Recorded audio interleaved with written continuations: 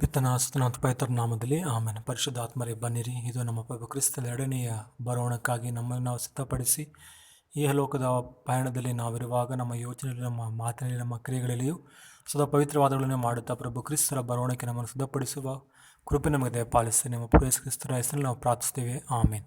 ಆತ್ಮೀಯ ಸಹೋದರ ಸಹೋದರನ ದೈವವಾಕ್ಯದ ವಿಧಿಯಲ್ಲಿ ವಿಶೇಷವಾಗಿ ನಮ್ಮ ಮೊದಲನೇ ವಾಚನ ಸಂತ ಪೌಲರು ಹೇಳುತ್ತಾರೆ, ಪ್ರಭು ಯೇಸು ಕ್ರಿಸ್ತರ ಪ್ರೀತಿ ಎಲ್ಲೇ ಸೀಮೆ ಜಾತಿ ಜನಾಂಗಗಳನ್ನು ಮೀರಿದ್ದು. ಏಕೆಂದರೆ ಪ್ರಭು ಯೇಸು ಕ್ರಿಸ್ತರ ಕಲ್ವಾರಿ ಶಿಲುಬೆಯ ರಕ್ತ ಮತ್ತು ಅವರ ಅಪ್ಪುಗೆ ಇಡೀ ವಿಶ್ವದ ಸಕಲ ಜನರನ್ನು ಅವರೆಡೆಗೆ ಸೆಳೆಗೊಳ್ಳುವ ಶಕ್ತಿ ಇದೆ. ಆದ್ದರಿಂದ ಗ್ರೀಕರಾಗಲಿ, ಯಹೂದರಾಗಲಿ, ಅನ್ಯಜನರಾಗಲಿ ಯಾರೇ ಇದ್ದರೂ ಪ್ರಭು ಯೇಸು ಕ್ರಿಸ್ತರಲ್ಲಿ ಅವರು ಒಂದೇ ಶರೀರವಾಗಿದ್ದಾರೆ. ಏಕೆಂದರೆ ಪ್ರಭು ಯೇಸು ಕ್ರಿಸ್ತರು ಒಮ್ಮೆಲೆ ಇಬ್ರಿಯರ ಪತ್ರ ಹೇಳುವಂತೆ ತಮ್ಮ ಪರಿಪೂರ್ಣ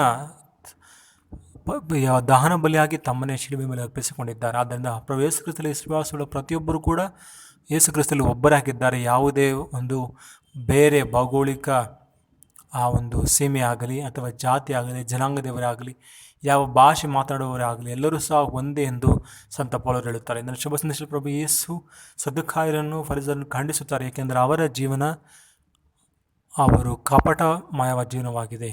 ಒಳಗೆ ಒಂದು ಹೊರಗೆ ಒಂದು ರೀತಿ ಮಾಡುವ ಆ ಒಂದು ಬದುಕನ್ನು ಪ್ರಭು ಯೇಸು ಖಂಡಿಸುತ್ತಾರೆ. ಆದ್ದರಿಂದ ನಾವು ನಮ್ಮ ಯೋಚನೆಯಲ್ಲೂ, ಅಂತಃಕರಣದಲ್ಲೂ, ಬಹಿರಂಗದಲ್ಲೂ ನಾವು ಸದಾ ಒಳ್ಳೆಯದನ್ನೇ ಆಲೋಚಿಸುತ್ತಾ ಒಳ್ಳೆಯದನ್ನೇ ಮಾಡುತ್ತಾ ನಾವು ಇನ್ನು ನಮ್ಮ ನೆರೆಹೊರೆಯಲ್ಲಿ ಪ್ರಭು ಯೇಸು ಕ್ರಿಸ್ತರ ಮುಖವನ್ನು ನೋಡಿ ಬದುಕುವ ಕೃಪೆಗಾಗಿ ನಾವು ಪ್ರಭುವಿನಲ್ಲಿ ಪ್ರಾರ್ಥಿಸೋಣ.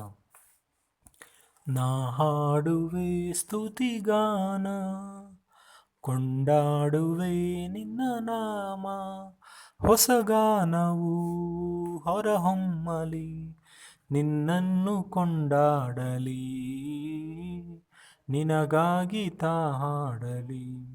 ಪ್ರಭು ನಿನ್ನ ಚರಣ ಸುಖಧಾಮವು, ಆ ನಿನ್ನ ದರ್ಶನ ಚಿರಶಾಂತಿಯು. ಪ್ರಭು ನೀಡು ಮುಕ್ತಿ ನಮಗೆಂದಿಗೂ, ಕೈ ಹಿಡಿದು ನೀ ನಡೆಸು ಎಂದೆಂದಿಗೂ.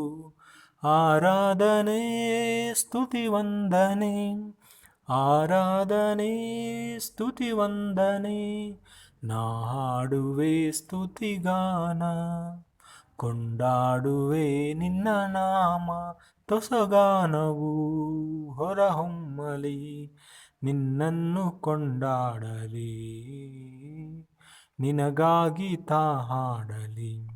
ಬಳಿ ನಿನ್ನ ಬಂದು ನಾನಿಲ್ಲಲು, ಭಯವಿಲ್ಲ ನನಗಿಂದು ನಿನ್ನ ಸೇರಲು.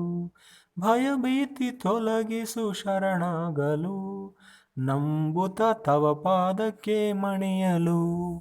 ಆರಾಧನೆ ಸ್ತುತಿ ವಂದನೆ, ಆರಾಧನೆ ಸ್ತುತಿ ವಂದನೆ. ಪ್ರಾರ್ಥಿಸೋಣ.